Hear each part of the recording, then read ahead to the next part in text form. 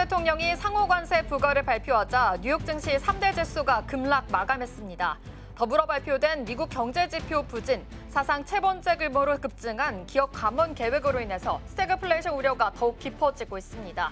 월가선 상호관세로 미국이 경기 침체에 진입할 위험이 커졌다고 경고했습니다. 미국의 연속 실업수당 청구 건수가 급증하며 2021년 11월 이후 약 3년 4개월 만에 최고치를 기록했습니다. 관세 부과 정책과 연방정부 등의 인력 구조조정 가능성이 원인으로 제기됐습니다. 다만 새로 실업수당을 신청한 건수는 전주보다 감소하며 전문가 예상치를 밑돌아 신규 실업자 발생 속도는 다소 둔화된 것으로 나타났습니다. 마크 카니 캐나다 총리가 미국산 자동차에 25% 맞불 관세를 부과한다고 발표했습니다. 카니 총리는 미국의 정책 변경 가능성을 낮게 보면서도 미국, 멕시코, 캐나다 무역협정 적용 품목과 자동차 부품은 이번 관세 부과 대상에서 제외한다고 밝혔습니다. 앞서 트럼프 행정부는 미국과의 합성 마약, 펜타닐 밀매와 불법 이민자 유입에 충분히 대응하지 않았다며 캐나다와 멕시코를 상대로 25% 관세를 부과한 바 있습니다.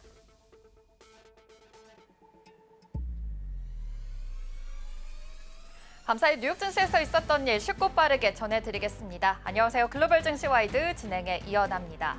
어제 상호관세 폭탄으로 인해서 풍비박산이 된 시장이었습니다. 경기 침체 우려에 투매가 쏟아졌고요. 또 공포지수라고 불리는 빅스지수도 30을 넘어섰습니다. 우리는 계속해서 이러한 시장 하락장 속에서 어떠한 전략을 세워봐야 될지 함께해 주시죠. 네, 간밤 뉴욕 증시는 빅테크 기업을 중심으로 대부분의 업종들에서 폭락장이 연출됐습니다. 이로 인해서 3대 지수 모두 급락 마감했는데요. 자세한 마감 상황 살펴보시죠. 네, 트럼프 대통령이 현지 시간 2일 고율의 상호관세 계획을 발표한 가운데 간밤 미국 증시가 크게 출렁였습니다. 장 후반으로 갈수록 낙폭이 커졌고요. 중소형주 위주의 러셀 2000 지수는 사상 최고치 대비 20% 이상 빠지면서 주요 지수 중 처음으로 약세장에 진입했습니다. 먼저 주요 3대 지수 살펴보겠습니다. 기술주 중심의 나스닥 오늘 5.97%, 거의 6% 가까이 빠진 모습인데요. 미국 빅테크 기업들의 주가가 폭락하면서 이로 인해 나스닥 지수도 크게 내려앉은 모습입니다. 다음으로 S&P 500 지수 살펴보시면 4.84% 역시나 급락한 모습이고요. 다우존스 지수도 3.98% 하락 마감했습니다. 이렇게 3대 지수 모두 급락하면서 미국 주식시장이 폭락했지만 이 트럼프 대통령은 자신감을 내비치며 관세가 미국 경제에 가져올 긍정적인 전망만을 강조했습니다. 이어서 다음으로 살펴보겠습니다. 네, 미 10년물 국채금리 역시 3.74% 하락한 모습이고요. 필라델피아 반도체 지수 오늘 반도체 업종들이 좀 대거 급락을 하게 되면서 9.88%, 10% 가까운 낙폭 기록했습니다. 다음으로 WTI 국제유가 살펴보겠습니다. 오늘 7.1% 하락하면서 배럴당 66달러 선에서 거래가 됐는데요. 오늘 국제유가도 트럼프발 관세 폭탄으로 급락세를 면치 못했습니다. 또 오펙과 오펙 플러스의 일부 국가가 산유량을 늘리기로 한 것도 유가를 짓누르는 재료로 작용했습니다. 그럼 히트맵 열어서 자세한 종목별 흐름 체크해보겠습니다. 네, 예상을 웃도는 상호관세 충격으로 주요 기업들이 하락세를 면치 못하고 있습니다. 높은 상호관세 후폭풍이 주요 산업군의 시장을 위축시키고 공급망 교란을 야기할 것이라는 전망에 업종을 가리지 않고 하락 행진이 이어지는 모습 확인해 볼 수가 있는데요. 특히 경기 민감주로 불리는 전자기술, 테크놀로지 섹터는 오늘 전체적으로 빨간불 들어와 있습니다. 먼저 넷플릭스 1.97% 빠졌고요. 오라클 5.92%, 팔란티어 4.4% 빠진 모습입니다. 다음으로 브로드컴 살펴보시면 브로드컴 10.51%로 좀 큰 낙폭 기록했고요. 또 퀄컴 9.51%, AMD 8.9%로 오늘 9%대 이상의 좀 약세를 보이기도 했습니다. 또 리테일 트레이드 부분 살펴보시면 오늘 역시나 좀 좋지 않은 흐름 보여주고 있는데요. 이 부분에서 또 중국산 저가 상품을 수입해서 판매하는 대형 유통업체인 파이브빌로가 27% 이상, 또 달러트리는 13% 이상 주가가 미끄러졌습니다. 오늘은 금융주 쪽으로도 조금 상승폭이 제한된 모습입니다. 타격이 큰 모습 확인해 보실 수가 있는데요. 관세로 인해서 글로벌 경제 활동이 위축된다라는 전망이 금융주에게 직격탄이 된 겁니다. 뱅크 오브 아메리카의 주식이 11% 정도 하락하는 것을 비롯해서 JP모건과 웰스파고도 각각 7%, 9%가량 떨어지면서 마감됐습니다. 또 미국이 상대적으로 높은 상호 관세를 부과한 동남아 지역에서 주요 제품을 생산하는 나이키, 갭, 룰루레몬, 웨이페어 등의 주가도 오늘 장에서는 폭탄을 맞았습니다. 나이키는 14%, 룰루레몬은 9.5% 하락하며 거래가 됐고요. 갭의 경우에는 20% 이상 급락했습니다. 역시나 미국 완성차 업체들도 일제히 빨간불 켰습니다. 특히 포드는 소비자들의 관세 부담을 줄이기 위해서 모든 구매 고객에게 직원 할인가를 적용하는 프롬 아메리카, 포 아메리카 프로그램을 준비 중이라는 보도에도 불구하고 주가가 오늘 6%대로 밀렸습니다. 반면 이런 상황 속에서도 이 컨슈머 논듀어러블 그리고 헬스 서비스 분야 쪽에서는 굳건히 초록불 켜주면서 마감한 모습입니다. 이어서 M7 마감 상황도 살펴보겠습니다.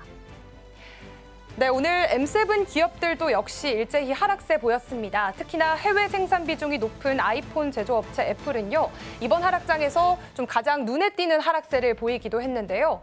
애플 먼저 살펴보시면 오늘 9.25%가량 하락을 하게 되면서 203달러에서 거래가 됐습니다. 200달러를 유지하는데도 조금 위태로워 보이는 모습입니다. 애플은 중국과 인도에서 주요 제품을 생산합니다. 하지만 트럼프 대통령이 중국에 대한 상호 관세율은 34%로 발표하고 아이폰과 에어팟 일부가 생산되는 인도에는 27%를 부과했는데요. 관세 발표에 큰 타격을 입은 애플은 장중 10%까지 하락했지만 종가 기준으로 9.25% 하락으로 거래를 마쳤습니다. 이 애플 주식은 코로나19가 발생했던 2020년 3월 16일 12.86% 폭락 이후 가장 큰 폭으로 하락한 겁니다. 이에 블룸버그 통신은 애플이 수년간의 노력에도 불구하고 트럼프 대통령의 새로운 관세로 인해 무역 전쟁과 공급망 혼란의 중심에 놓이게 됐다고 보도했습니다. 일각에서는 상호 관세가 시행된다면 최악의 경우 아이폰 최상위 모델 가격이 333만 원에 이를 수 있다는 분석이 나오기도 했습니다. 다음으로 엔비디아 살펴보겠습니다. 엔비디아 오늘 7.81% 하락하면서 101달러 선에서 거래가 됐습니다. 미국이 수출 제재를 더욱 강화할 조짐을 보이자 중국의 주요 IT 기업들이 엔비디아의 인공지능 칩을 서둘러 확보하고 있다는 소식 어제 전해드렸는데요. 현지 보도에 따르면 지난 3개월간 중국 기업들의 AI 칩 주문량은 이미 지난해 전체 주문량에 맞먹는 수준입니다. 그만큼 긴박하게 움직이고 있는 모습 살펴볼 수가 있었는데 하지만 이 같은 사재기에도 불구하고 관세 여파로 인해서 엔비디아도 오늘 큰 낙폭을 기록했습니다. 마이크로소프트 이어서 살펴보시면 2.36%, 그래도 다른 기업들에 비해서는 조금은 낙폭이 줄어든 모습 확인해 볼 수 있습니다. 마이크로소프트가 최근 전 세계 여러 지역에서 데이터 센터 프로젝트를 중단하거나 연기한 것으로 전해졌습니다. 블룸버그 통신은 인도네시아, 영국, 호주, 그리고 미국의 일부 주 등에서 관련 논의가 멈췄다고 보도했는데요. 영국 런던에서는 엔비디아 칩 임대 협상이 중단됐고 미국 시카고의 데이터 센터 확보 논의도 멈춘 상태입니다. 또 인도네시아 자카르타 외곽에서 진행 중이던 공사는 중단됐고요. 위스콘신주의 대규모 프로젝트도 보류된 것으로 알려졌습니다. 또 AI 클라우드 기업 코어위브와의 추가 자원 임대 계획도 철회됐는데요. 마이크로소프트 측은 AI 수요에 따른 전략 조정이라고 밝혔지만 시장에선 투자 대비 수요가 기대에 못 미치는 것 아니냐는 우려의 목소리도 나오고 있는 상황입니다. 이어서 아마존 살펴보겠습니다. 아마존 오늘 8.98% 급락한 모습입니다. 빅테크 기업 중에서는 두 번째로 큰 타격을 받은 모습이고요. 또 아마존이 위성 인터넷 사업을 위한 첫 위성을 오는 9일 발사한다는 소식도 들어와 있습니다. 이번 발사로 인해서 아마존은 글로벌 광대역 인터넷 서비스 공급 계획인 프로젝트 카이퍼의 첫 발을 내딛게 되는데요. 아마존은 이 프로젝트에 100억 달러를 투자할 계획이지만 외부 분석가들은 초기 비용이 200달러에 이를 수 있다고 전망하고 있습니다. 이어서 살펴보시죠. 네, 알파벳 오늘 4%대 낙폭 보였고요. 메타 플랫폼스도 8.9%대 큰 낙폭을 그리기도 했습니다. 다음으로 테슬라는 5.47%, 그래도 다른 M7 기업들에 비해서는 조금은 작은 수준으로 하락한 모습입니다. 또 테슬라는 1분기 중국 공장에서 인도한 차량 대수가 전년 대비 22% 감소해 3년 만에 가장 부진한 실적을 거둔 것으로 집계됐습니다.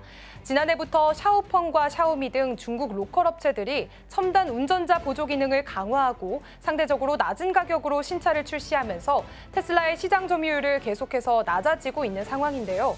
한편 테슬라 주가가 부진한 1분기 실적에도 일론 머스크 최고 경영자가 정부 효율부 활동을 끝내고 경영에 전념할 수 있다는 기대가 부상하면서 어제 정규장에서는 5% 넘게 상승하는 모습 보였습니다. 하지만 트럼프 대통령의 상호관세 발표 여파로 오늘 장안에서는 큰 낙폭을 기록한 모습입니다.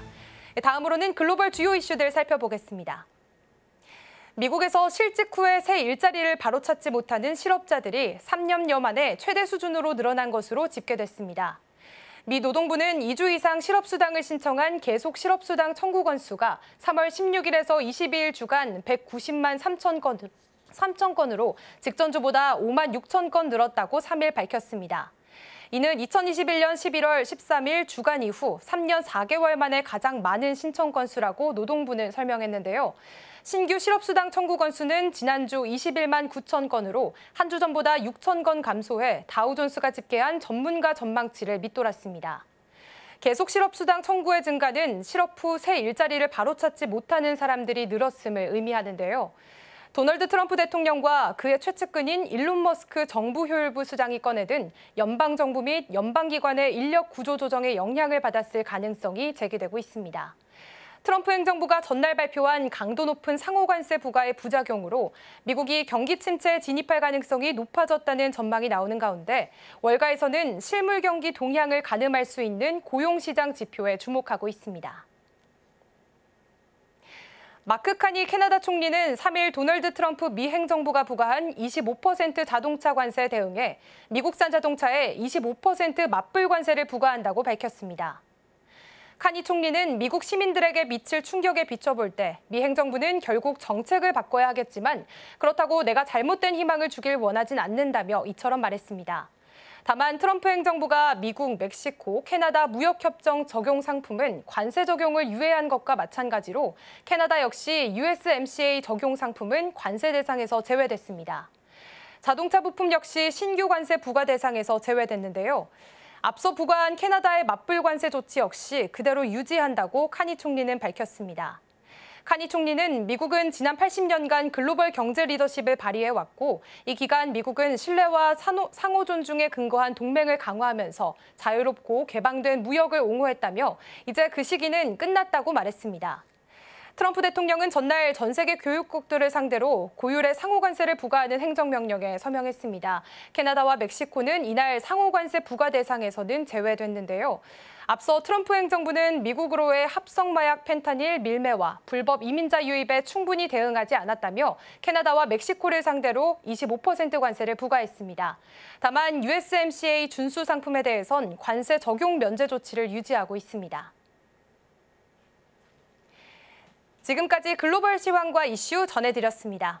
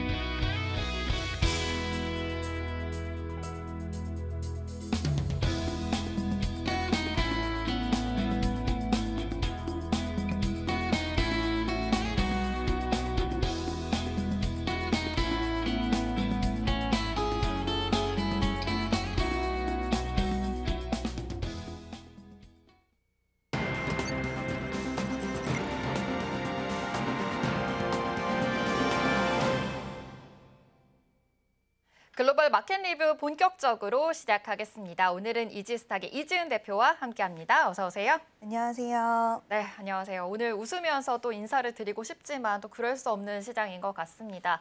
자, 간밤 뉴욕 증시는 정말 참담한 상황이 펼쳐졌는데요. 오늘의 헤드라인부터 바로 만나보겠습니다. 관세 충격, 시장 이대로 하락 지속될까라고 정해봤습니다. 이 뉴욕 증시에서는 나스닥이 5% 빠졌고요. S&P 500 지수도 4%. 정말 검은 목요일이었다라고 좀 말을 해봐도 될 것 같은데요. 이 월가가 우려했던 최악의 시나리오보다 더 나쁜 상황이다라는 분석까지 나오고 있는 상황입니다. 우리나라가 25%의 관세를 부과받게 됐고 일본도 24%, 중국도 34%.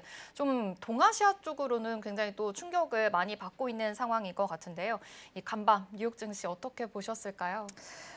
처음 출발부터 예사롭지는 않았던 것 같습니다. 그래도 또 뉴욕 증시가 워낙 체력이 강하다 보니까 장중에는 그 낙폭을 좀 만회하는 흐름이 나와주지 않을까 내심 기대도 했었지만 오히려 하락폭이 더 크게 좀 확대가 되면서 마감하는 모습을 보여줬는데요. 필라델피아 반도체 지수는 무려 9% 정도 밀리는 모습을 보여줬고 코로나 이후에 역대급 하락이 아니었나라고 생각이 들고 또 우리나라 증시에도 영향을 많이 주는 기술주 위주의 또 M7 기업들이 정말 큰 폭의 하락을 면치 못하는 모습을 보여줬습니다.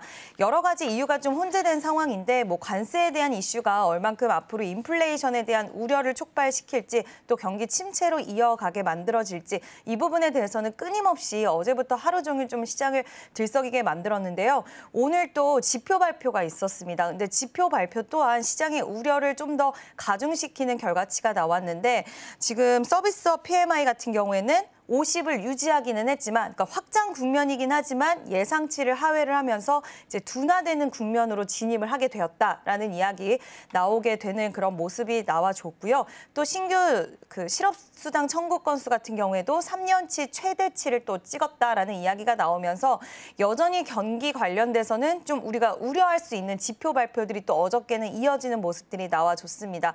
결국에 시장은 지금 여러 가지 이것 때문에 이제 앞으로 그래도 기댈 수 있지 않을까라는 부분보다는 좀 우려를 할 수 있는 부분들이 많아졌고 오히려 트럼프 대통령은 좀 아무렇지도 않은 모습을 보여줬어요. 네, 미증시는 대수술이 필요한 상황이었다. 굉장히 심각한 상황이었는데 이제 수술을 마쳤고 경과를 좀 지켜봐야 되는 부분에 직면을 했다라고 이야기를 했는데 그 얘기는 곧 각 나라마다의 이제 협상의 시기에 도래를 할 것이다라는 이야기인데 이게 나라별로 또 반응이 굉장히 엇갈렸습니다. 좀 받아들이는 국가들이 있었던 반면에 이제 보복 조치에 대한 이야기를 즉각적으로 하는 부분들도 있었고요.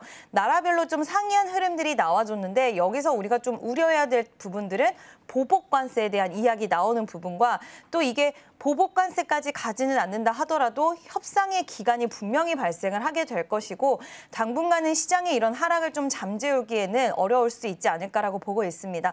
다만 한 가지 좀 기대하는 건 토요일 날 파월 의장의 발언이 또 이제 예정이 되어 있는데요.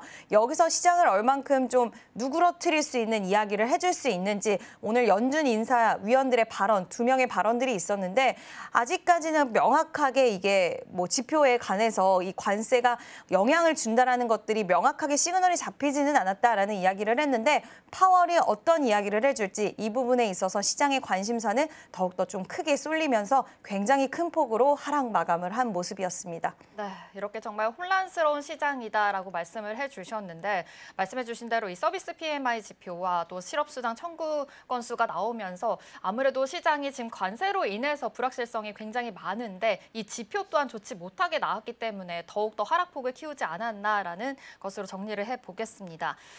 이 필라델피아 반도체 지수가 지금 9% 하락을 했다 이렇게 말씀도 해주신 만큼 업종별로 흐름도 좀 체크를 해보면 좋을 것 같습니다. 이 반도체 빅테크 기업들은 물론이고요. 은행주도 직격탄을 맞았거든요. 뱅크 오브 아메리카도 9%, JP모건도 5% 하락폭을 키웠고 또 아무래도 상호 관세이다 보니까 수입 판매를 많이 하는 기업들도 계속해서 좀 하락폭을 키우지 않을까라는 생각을 해봅니다. 좀 업종별로 흐름을 또 정리를 해보자면요. 네, 업종별로 살아나는 업종이 없었다라고 해도 과언이 아닐 것 같은데요. 그 기저에는 결국에는 침체에 대한 우려가 있을 수밖에 없는 그런 상황입니다. 트럼프 대통령은 금리를 시키려는 그런 움직임이 나오는데 어저께 실제로 미국의 10년물 국채 금리도 많이 빠지는 모습을 보여줬고 지금 달러 같은 경우에도 빠지는 모습을 보여줬는데요. 안전 자산에 대한 선호 심리는 더욱더 떨어지는 상황 속에서 결국에는 이 경기에 대한 불안 요소가 모든 섹터에 대해서 좀 우려감을 만들어냈고 사실 이 관세에 대한 부분들이 우리가 물가 상승이 결국에는 소비자들의 수요 위축으로 이어질 수 있고 수요가 위축이 되다 보면 기업들의 입장에서는 타격을 받을 수밖에 없는 건데요.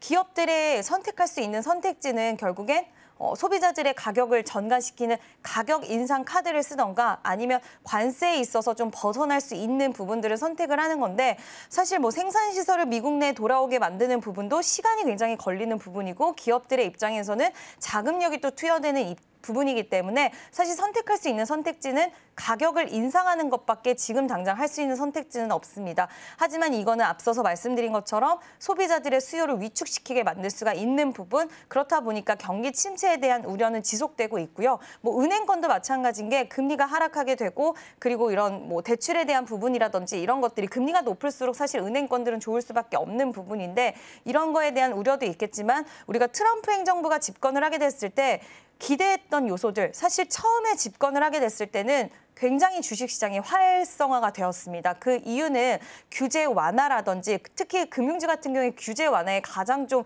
기대를 하는 섹터이기도 했는데 지금은 규제 완화에 대한 부분보다는 관세 관련돼서 이제 오히려 시장에서 좀 두려워하는 쪽에 집중을 하고 있는 좀 행정명령들을 지속하고 있다 보니까 이와 관련돼서 모든 산업이 지금 공포에 좀 떨고 있는 모습이라고 할 수가 있을 것 같고요. 사실 직격탄을 맞게 되는 것은 어저께 주가 흐름에서 볼 수 있듯이 뭐 애플이라던가 생산시설 자체를 지금 중국과 베트남, 인도 쪽에 많이 옮겨져 있는 기업들 위주로의 좀 타격이 불가피한데 그 이유 같은 경우에는 1분기 때 이런 비슷한 양상을 보여서 많은 기업들이 중국을 피해서 인도나 베트남을 선택한 기업들이 많이 있었어요. 근데 이번에 관세 정책에서 관세율이 가장 높은 게 베트남이었습니다. 그러다 보니까 기업들 입장에서는 지금 황당한 마음을 감출 수가 없을 것 같고요. 이게 앞으로 어떻게 실타래를 풀어나갈지에 대한 부분들 좀 지켜봐야 될 것 같습니다. 네, 또 말씀해 주신 대로 정말 애플이 또 9% 하락폭을 키웠죠. 이 공급망을 좀 다각화했던 했던 기업들이 계속해서 좀 직격탄을 받고 있는 거를 더 현실화했던 그런 간밤이었던 것 같은데요. 이 애플이 또 베트남과 인도로 생산 공장을 또 확대를 하면서 이 매출에 대해서 타격을 더욱더 받을 것으로 보입니다.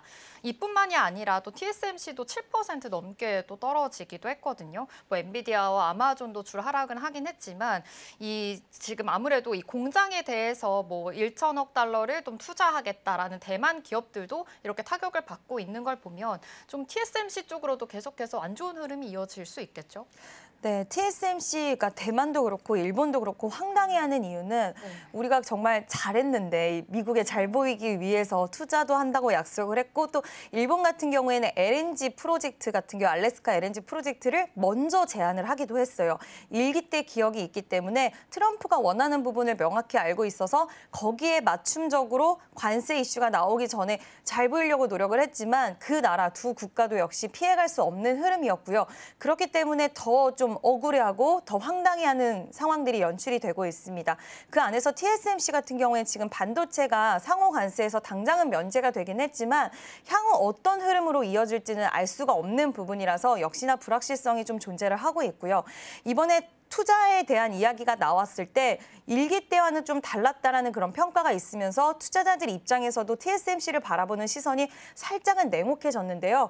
일기 때는 투자를 한다는 부분에 있어서 구체적으로 언제 어떻게 투자를 한다는 로드맵을 제시를 명확하게 해줬는데 이번에는 이제 당장 급급하게 투자한다라는 이야기만 하는 이런 상황들이 연출이 됐고 사실 TSMC의 투자자들 입장에서는 이런 관세에 대해서 피하기 위해서 투자를 단행하는 부분에 있어서 어느 정도 이해는 하긴 하지만 투자자들 입장에서는 큰 막대한 자금을 투자를 하는 거기 때문에 이 자금이 어디에 쓰일지 그리고 이게 향후 주가에 어떻게 영향력을 끼칠지에 대해서 궁금해할 수밖에 없는데 이번엔 투명하게 이야기해주질 않았습니다. 그러다 보니까 투자자들의 입장에서는 관세 피해가기 위해서 급급하게 너무 한 것 같은데 이게 진짜 명확하게 관세를 피해갈 수 있을지 어디에 돈이 쓰이는지 어느 기간만큼 쓰이는지 이런 부분에 의해서 너무 좀 명확하지 못했다라는 심리적인 부분들도 좀 잘못 건드린 게 있어서 오늘 추가적인 하락이 좀 야기되지 않았나라고 생각이 들고요.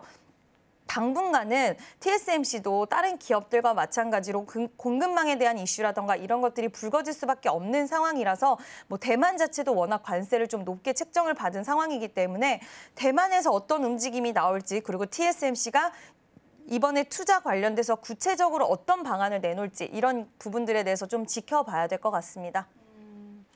아무래도 이 관세 발표가 지금은 나오긴 했지만 계속해서 속보도 나오고 있는 상황이고 협상의 여지가 있는 상황이기 때문에 지금 변동성이 계속해서 있는 상황에서 지금은 관망세로 지켜보시면 좋을 것 같다라는 생각을 해봅니다. 이 베트남의 또 생산 기지를 구축한 나이키와 아디다스도 같이 직격탄을 받고 있는 거잖아요. 이런 업종들도 계속해서 지켜볼 수밖에 없는 거겠죠? 네, 일단 우리가 가장 좀 가까이 보는 브랜드들, 뭐 네. 나이키, 아디다스, 그리고 여성분들 룰루레몬도 그렇고 네. 대부분의 기업들이 이제 베트남과 인도 뭐 이쪽으로 눈을 많이 돌린 상황이었어요. 생산 시설 자체를. 근데 그런 기업들이 당연히 지금 엄청난 타격을 받을 수밖에 없는 불가피한 상황에 놓여진 거고요. 이제 앞으로 협상 구간에 진입을 하게 될 것입니다. 많은 국가들이 협상을 하려는 움직임이 나올 것이고 그리고 기업들의 입장에서도 끊임없이 미국 정부로부터 계속해서 좀 문을 두들기면서 이게 힘들다는 부분들을 좀 호소를 할 거라고 예상이 되는데요. 이렇게 됐을 때 국가별로 다시 한번 재협상에 대한 기조는 열려 있어서 지금 트럼프도 그거를 기다리고 있어요. 얼만큼 우리의 입맛에 맞춰서 협상 카드를 꺼내줄지에 대한 기다리고 있는 상황이라서 이 부분에 따라서 많은 기업들의 희비가 좀 엇갈리지 않을까라고 보고 있는데 이제 우려되는 부분은 이제 투자자들 입장에서는 이게 서로 맞불 작전으로 갔을 때는 그 시간 자체가 상당히 딜레이 될 수 있다라는 부분 이런 것들이 상당히 좀 우려감을 키우고 있는 상황이라서 단기간에 하락에 대한 부분들은 좀 불가피하지 않을까라고 보고 있고요.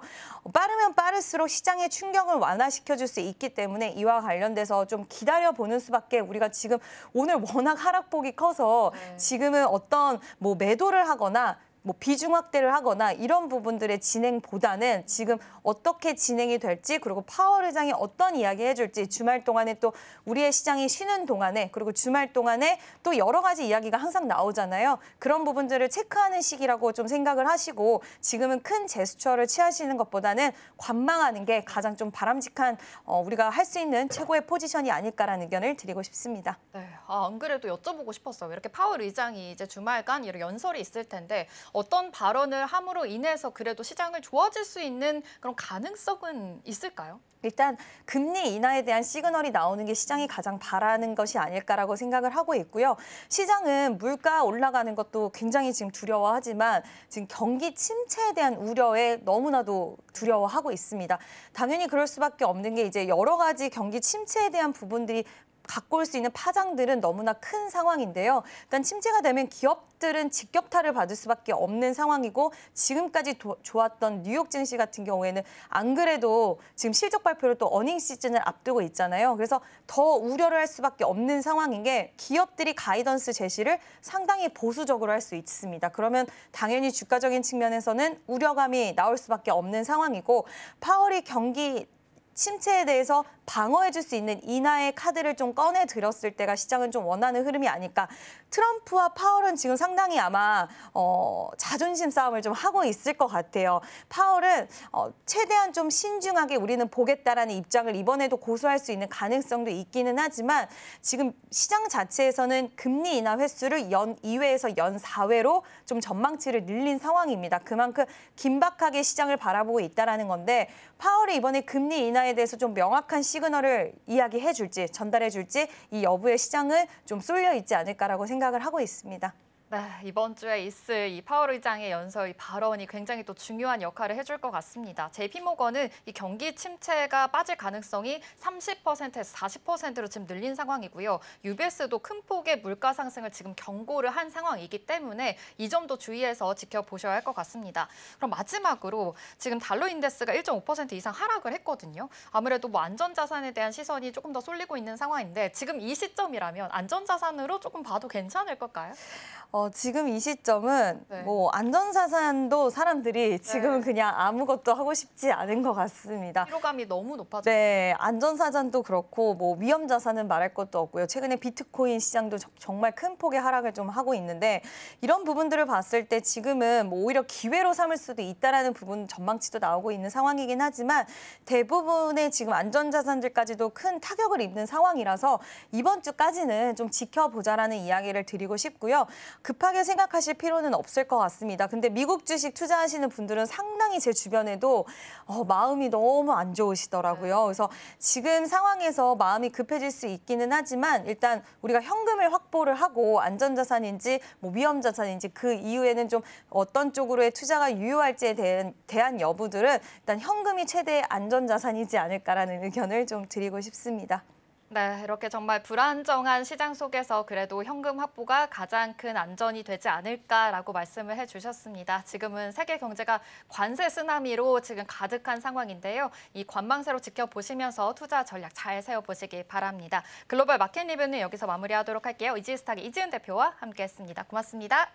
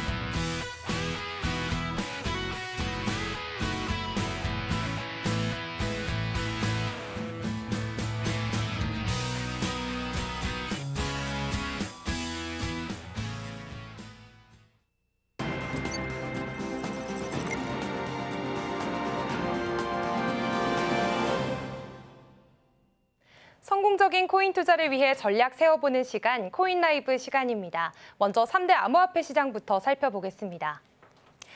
어제 트럼프 대통령의 상호관세 발표가 있었고 그 후폭풍이 현재 암호화폐 시장에서도 나타나는 모습입니다. 먼저 비트코인부터 살펴보겠습니다. 비트코인 현재 2.48% 하락해서 82,000달러 선에서 거래가 되고 있는데요. 상호관세 충격으로 인해서 비트코인도 굉장히 급락한 모습 살펴볼 수가 있습니다.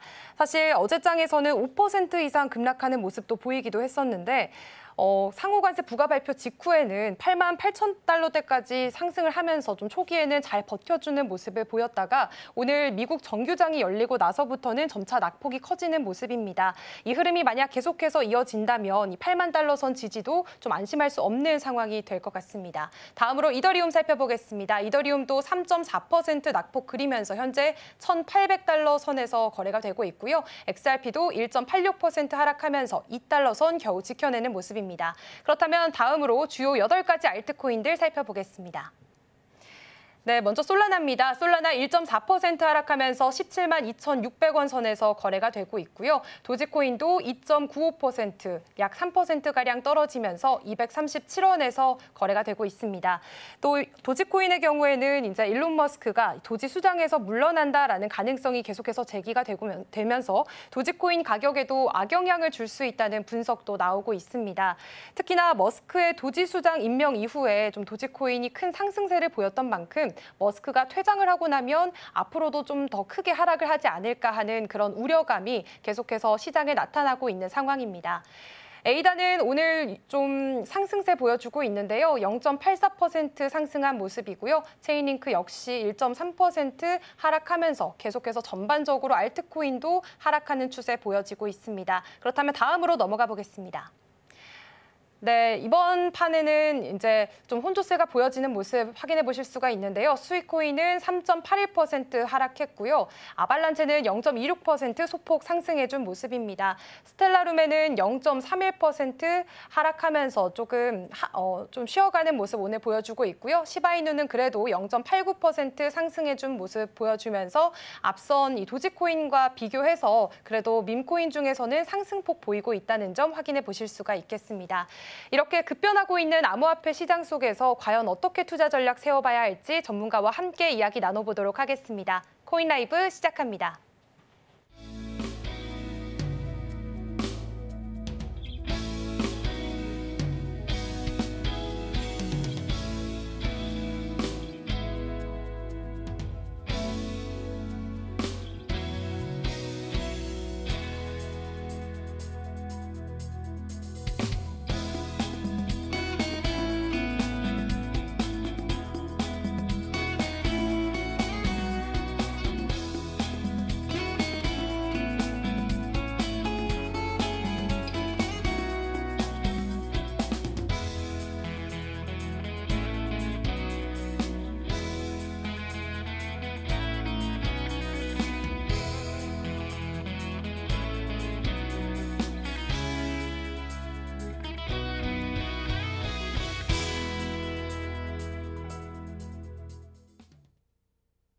코인 시장의 이슈 분석과 또 투자 전략까지 함께 세워보는 시간입니다. 오늘은 금요일이고요. 밈코인 사용 설명서의 저자 김가영 작가와 함께하겠습니다. 작가님 안녕하세요. 안녕하세요. 네, 전 세계 이목이 집중됐던 빅 이벤트가 어제 지나갔습니다. 어제 새벽 우리 시간으로는 오전 5시에 열렸었죠. 트럼프 대통령이 일부 국가 및 품목에 대한 관세는 물론 모든 수입품에 대해서 고율 관세를 전격 발표한 건데요. 이 발표 이후에 글로벌 금융시장 정말 큰 폭으로 움직이는 모습 보여줬었고요. 또 즉각적인 반응을 하는 모습 함께 살펴볼 수가 있었습니다. 특히 비트코인을 비롯해서 이 암호화폐 시장도 계속해서 출렁이는 모습 아까 시세 살펴보면서도 확인을 해봤었는데 그렇다면 이번 상호관세 조치가 이번 글로벌 시장 안에서 어떤 영향을 끼쳤는지 한번 먼저 짚어볼까요? 네, 정말 충격과 공포의 시장이었다라고 말씀을 드릴 수 있을 것 같은데요. 정말 많은 증시를 비롯한 여러 지표들이 아주 많은 투자자들이 공포심을 겪고 있다라는 거를 보여주는 게 아니었나 싶습니다.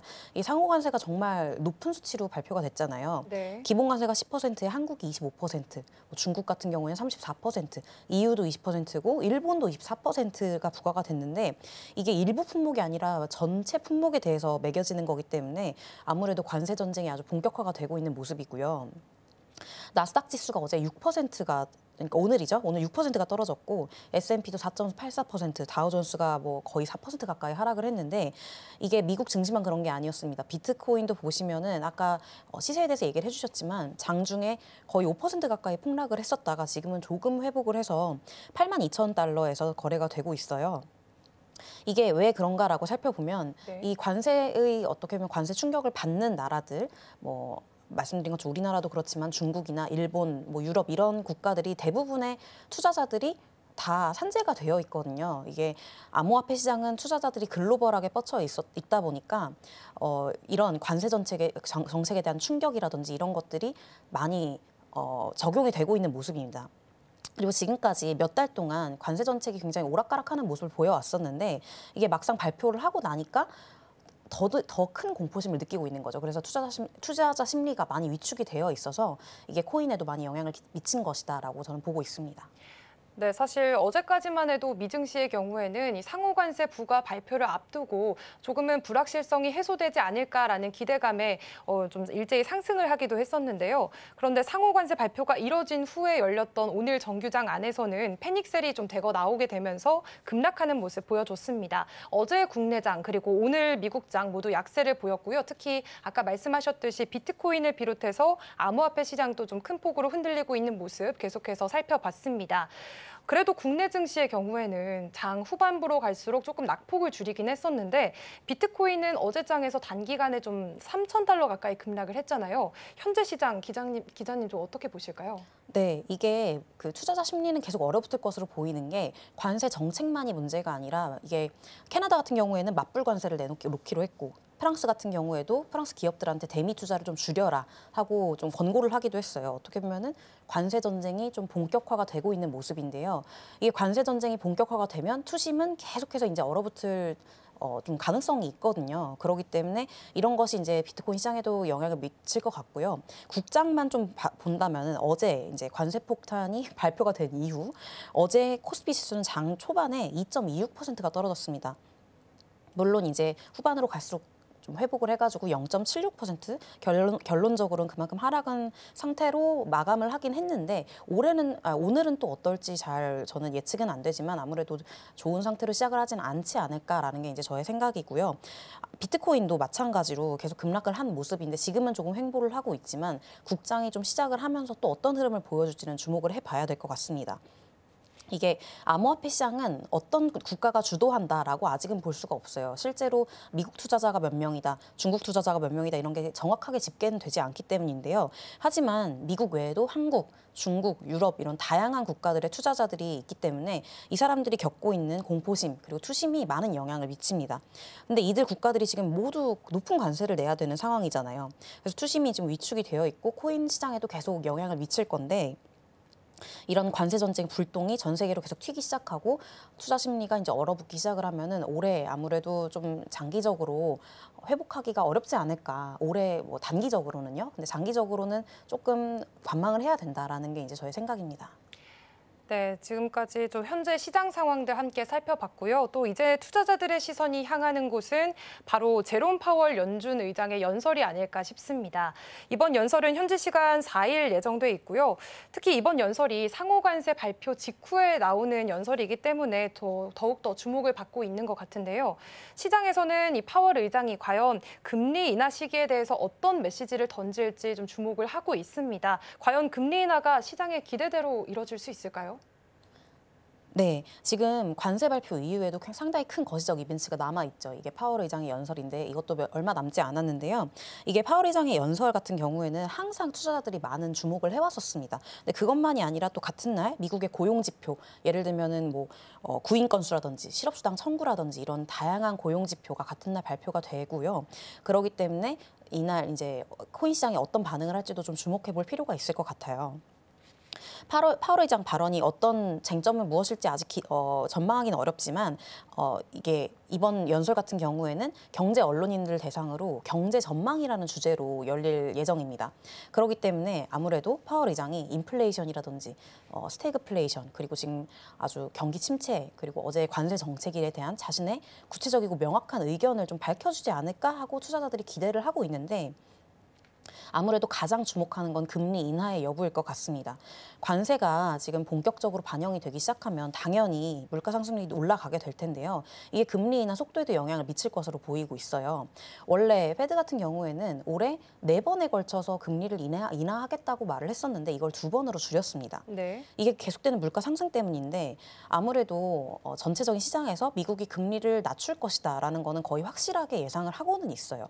하지만 이게 인플레이션과 스태그플레이션이 동반되고 있는 상황에서 금리 인하를 쉽게 할 것인지 시간을 좀 늦춰서 보류를 하지 않을지 이런 불안감도 있는 게 사실입니다. 그렇기 때문에 내일 어떻게 발언을 할지 벌써 4월이기 때문에 좀 어느 정도 금리를 인하하지 않을까라는 기대가 나오고는 있거든요. 그렇기 때문에 이 금리 인하 여부가 코인 시장에도 그리고 미국 증시에도 영향을 많이 미칠 것 같아요. 앞으로 그 증시와 암호화폐 시장이 커플링되는 모습을 많이 보이고 있고 거시적인 이벤트들이 영향을 아주 즉각적으로 주고 있는 모습을 계속 보이고 있기 때문에 파월 의장의 연설도 좀 저희가 주목을 해야 될 것 같습니다. 네, 내일 있을 이 파월의 연설에서 과연 금리 인하에 대한 발언이 나오게 될지 시장은 계속해서 주목을 하고 있는 상황이고요. 결국 지금처럼 이렇게 관세나 금리 또 물가 같은 거시경제의 좀 다양한 요인들이 자산시장 전반에서 좀 지속적으로 영향을 미치는 이런 상황 속에서는 코인 투자자들 역시 단순하게 기술적인 분석 외에도 시장을 좀 해석하기 좀 어려운 국면인 것 같습니다. 이렇게 복잡한 변동성이 계속해서 이어지고 있는데 이런 상황 속에서 코인 투자자들 현명하게 좀 할 수 있는 전략에는 어떤 게 있을까요? 네, 사실은 코인 시장에 지금 호재라고 할 만한 게 딱히 없습니다. 아무래도 코인은 어떻게 보면은 주식보다도 훨씬 더 위험한 자산으로 분류가 되고 있기 때문에 글로벌 경기 둔화라든지 뭐 경기 침체 이런 거에 대한 우려가 즉각적으로 반영이 되고 있고 오히려 더 크게 반영이 된다고 해도 무리가 아닌 수준입니다. 그렇기 때문에 저희가 코인을 투자를 지금 적극적으로 하기보다는 좀 관망을 해야 되는 그런 상황으로 보여지고 있는데요. 안전자산으로 분류가 되고 있는 게 무엇이냐라고 봤을 땐 대표적인 게 금이잖아요. 네. 금값이 당연히 사상 최고치를 기록하게 됐습니다. 상호 관세가 발표가 된 이후에 온수당 3,129를 기록을 하면 이렇게 달러를 기록을 하면서 사상 최고치를 기록을 했는데 반면 비트코인은 지금까지 비트코인이 디지털 금이라는 인식이 있었음에도 불구하고 많이 떨어지는 모습을 보인 걸로 봐서는 미국 증시와 커플링되고 있기 때문에 아무래도 조금 적극적으로 투자를 하기보다는 거시적 이벤트를 바라보면서 스테이블 코인을 통해서 자산을 좀 보관하는 게 중요할 거라고 저는 생각을 하고 있는데요. 스테이블 코인이 뭐냐면 달러 보통은 이제 기축통화 패깅이 되고 있는 그러니까 연동이 되는 코인을 말합니다. 1테더 그러니까 스테이블 코인 중에 가장 점유율이 높은 게 테더인데 전체 스테이블 코인 중에 한 60%의 점유율을 차지하고 있습니다. 테더의 가치는 1테더가 1달러다라고 생각을 하시면 될 것 같아요. 그렇기 때문에 이게 암호화폐 투자는 하고 싶은데 어디에 넣어야 될지 모르겠다. 그리고 이제 환율 변동이라든지 그런 거에도 좀 신경이 쓰인다라고 하신다면 스테이블 코인에 좀 자산을 넣어놓고 시장을 관망하시는 것도 좀 좋은 전략이 될 것 같습니다. 네, 현재 시장 흐름을 좀 살펴보면 금값은 계속해서 최고치를 좀 경신하고 있고요. 반면에 비트코인을 비롯한 위험 자산들은 이 급락과 또 등락 반복하면서 계속 불안한 모습 보여주고 있는 상황입니다. 이런 상황에서는 무리한 투자를 하기보다는 계속해서 관망세로 좀 지켜보는 게 좋겠다라는 조언을 해주셨고요. 특히 스테이블 코인을 활용해서 비교적으로 안정적인 방식으로 자산을 좀 활용하는 방법도 말씀해 주셨습니다. 그런데 일각에서는 이 비트코인을 단기적인 위험 자산으로 볼 게 아니라 또 디지털 금의 역할을 할 수 있는 거 아니냐라는 얘기도 나오고 있어요. 네, 맞습니다. 비트코인은 지금까지 항상 그런 식으로 인식이 되어 왔지만 최근에 미 증시와 커플링이 되면서 위험 자산이라는 인식이 조금 더 강해진 상황이긴 합니다. 그런데 전체 암호화폐 시장에 대한 전망은 여전히 좋습니다. 물론 장기적으로 말씀을 드리는 거고요. 어떻게 이제 인식을 하고 있냐면 지금 미국이 달러화가 위협을 어느 정도 받고 있는 상황이라서 이것을 조금 위험을 해칭을 하고 싶다라고 했을 때는 비트코인을 차라리 선택하는 게 낫다라는 의견입니다. 이 의견을 말씀하신 게 누구냐면은 지금 뒤에 나오고 있는데 블랙록의 CEO인 레리 핑크입니다. 이분이 최근에 2025년 투자자 서한이라는 걸 보냈어요. 근데 여기에서 미국이 부채를 통제하지 못하고 적자가 계속 커진다면 미국 달러는 비트코인과 같은 디지털 자산에 기축통화 지위를 내줄 위험이 있다라고 아주 단언을 했습니다. 이렇게 의견을 낸 이유가 있는데요. 아무래도 지금 미국의 부채 수준이 아주 심각한 수준이기 때문인 걸로 제가 보입니다. 지금 미국의 부채 규모가 어느 정도냐면요. 지금 올해 1월 기준으로 36조 달러예요. 근데 이게 네. 한화로 얼마냐면 5경 2,362조 원입니다. 올 한 해에 지금 갚아야 되는 국채가 9조 달러, 그러니까 1경 3,090조 원에 달한다고 합니다. 그리고 이 국채에 대한 연간 이자만 해도 1,200조 원가 넘는 수준이에요. 정말 예상하기 정말 어떻게 보면은 이 금액이 어느 정도인지 와닿지도 않을 정도로 천문학적인 금액인데 이런 정도의 국가 부채가 심각한 수준이다 보니까 차라리 비트코인이 낫다라는 말씀을 하는 거고 또 어떻게 말을 했냐면 미국이 부채를 통제하지 못하고 적자가 계속 이어진다면 2030년 초반에는 연방정부 수입이 부채 상환과 필수 지출에 전부 사용될 수도 있다. 그리고 투자자들이 안정적인 대안을 찾기 위해서 비트코인을 선호할 가능성이 높다라고 이렇게 얘기를 했습니다. 아무래도 이게 비트코인이 좋다, 비트코인의 전망이 좋다라는 것보다는 미국 달러에 대한 불안감이 크다라는 거를 얘기를 한 거예요. 이것은 사실 트럼프 행정부도 알고 있습니다. 그렇기 때문에 지금 최근에 2월 달이었죠. 미국의 전략 자산으로 비트코인을 편입을 시켰었고 스테이블 코인 관련 규제도 조금씩 마련을 하고 있는 상황인데 이게 어떤 전략이냐면 비트코인 같은 경우에는 범죄자 수익으로부터 몰수한 자산이 몇십만 개가 있었는데 원래는 30만 개 이상이었다고 합니다. 근데 그것을 좀 계속 매도를 하다 보니 결국은 남은 게 20만 개였고 그걸 전략 자산으로 비축을 한 거예요. 그런데 만약에 뭘 팔지 않았다면 국가가 갖고 있는 자산의 규모가 계속 늘었겠죠. 비트코인 가격은 계속 상승했으니까. 그리고 스테이블 코인 같은 경우에는 스테이블 코인을 발행하는 발행사들이 국채를 수요해줄 수 있는 아주 중요한 수요처입니다. 그렇기 때문에 스테이블 코인을 좀 권장을 하다 보면, 민간이 발행할 수 있도록 권장을 하다 보면 국채 수요는 당연히 늘어나게 되고요. 그렇기 때문에 어떻게 보면 미국 입장에서는 스테이블 코인 규제를 조금 풀어주고, 그리고 비트코인은 전략자산으로 비축을 하는 방법으로 달러화의 가치를 좀 유지를 하지 않을까 하는 생각이, 그런 전략으로 이런 정책을 내세운 게 아닌가 하는 생각이 들고 있습니다. 네, 오늘은 좀 트럼프 대통령의 상호 관세 발표 이후에 코인 시장에 어떤 영향을 미쳤는지 함께 좀 전망을 해봤고요. 또 미국의 국가 부채가 좀 천문학적으로 늘어나고 있는 현재 상황 속에서 비트코인이 장기적으로는 달러를 대체할 수 있는 디지털 금의 역할을 할 수 있다라는 얘기도 함께 나눠봤습니다. 아무래도 이런 미국 달러에 대한 불안감이 크다 보니까 사람들이 좀 비트코인을 찾고 있고, 앞으로도 이런 현상이 커지지 않을까. 또 아직까지는 좀 단기적인 이 불확실성이 큰 상황이지만요. 보다 긴 호흡에서 바라본다면 앞으로의 코인이 어떤 자산으로 진화해 나갈지 계속해서 지켜보는 게 좋겠습니다. 오늘 지금까지 김가영 작가와 함께 얘기를 해봤고요. 오늘도 좋은 말씀 감사합니다. 감사합니다. 감사합니다.